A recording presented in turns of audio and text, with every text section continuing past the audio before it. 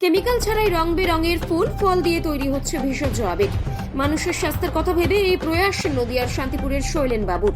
রং বেরঙের কেমিক্যাল দিয়ে তৈরি করা হয় আবির, আর সেই আবির থেকে বিভিন্ন রোগে আক্রান্ত হচ্ছে 8 থেকে 80 বয়সীরা।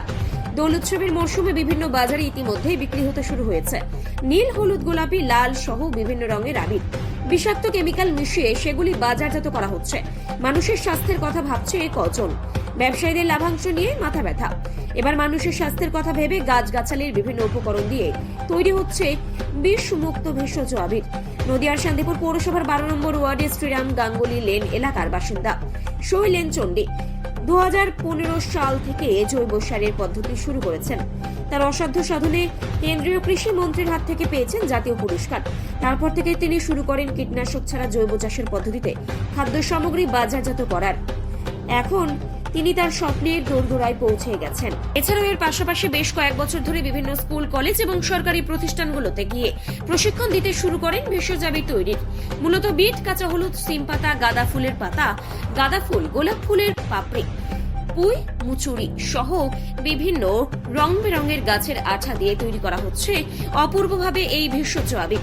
শৈলেন চণ্ডী কি বললেন শুনে নেব।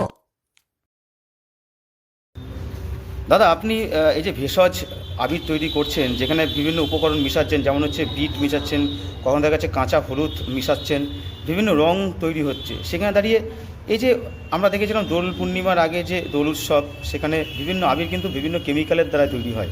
সেখানে মানুষের শারীরিক অসুস্থতা বলতে পারেন এবং স্কিনের সমস্যা হতে পারে, কিন্তু আপনাদের এই আবির তৈরির মধ্যে কি বিশেষত্ব রয়েছে?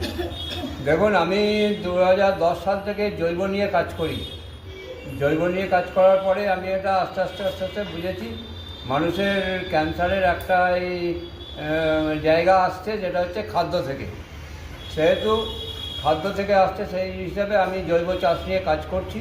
তারপরে আমি জৈব বাজার চালু করেছি।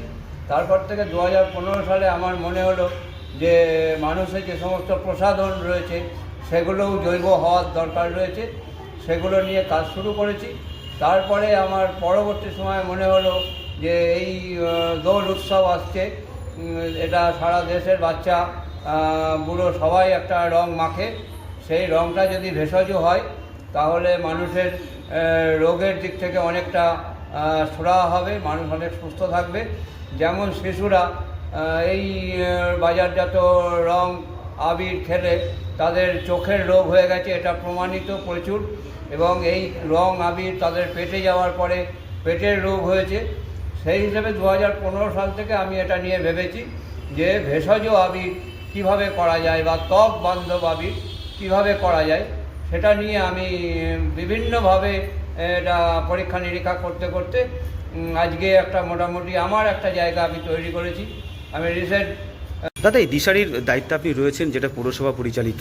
সেখানে দেখা যাচ্ছে যে অনেক ভবঘুরে রয়েছে যারা রাস্তায় ঘুরে বেড়াতো কিংবা বাড়ি থেকে বিতাড়িত, সেসব মানুষকে এখানে আশ্রয় দেওয়া হয়েছে। সেই সঙ্গে দেখা যাচ্ছে সামনে দোল উৎসব, এখানে ভেষজ আবির তৈরি করাও শেখানো হচ্ছে। মূলত কারণটা কি এবং এই ভেষজ আবির তারা কিভাবে ব্যবহার করবে? আমাদের অনেকদিন ধরে একটা ইচ্ছে ছিল, প্রথমত যারা এখানে আবাসিক হিসেবে থাকে তারা একটু কাজ নিয়ে ব্যস্ত থাকতে চায়, এমন একটা কাজ যে কাজে আনন্দ আছে, হতে পারে একটু পকেট খরচ আসতে পারে। এই চিন্তা ভাবনা করেই আমরা শৈলেনদার কাছে অ্যাপ্রোচ করি যে স্যার, যে আমাদের এদেরও শেখান, একটা একটা জিনিস শেখা একটা আনন্দ। তো উনি সারা দিয়ে আমাদের শিখিয়েছেন এবং যারা দেখছেন এরাই সব করেছে, উনি আমাদের গাইড করেছেন। এবং এই বছর এই যে উৎসব হবে, আমরা চেষ্টা করব আমাদের নিজের হাতে বানিয়ে যে রঙগুলো করেছি আমরা সবই একদম ভেজিটেবল কালার যাকে বলে, আমাদের শিম গাছের পাতা দিয়ে হয়েছে, নিজেদের এই গেঁদে ফুলের পাতা দিয়ে হয়েছে, ফুল দিয়ে, বিট দিয়ে হয়েছে। এইসব আমাদের একটা কী বলবো, খুব আনন্দের। এই জন্য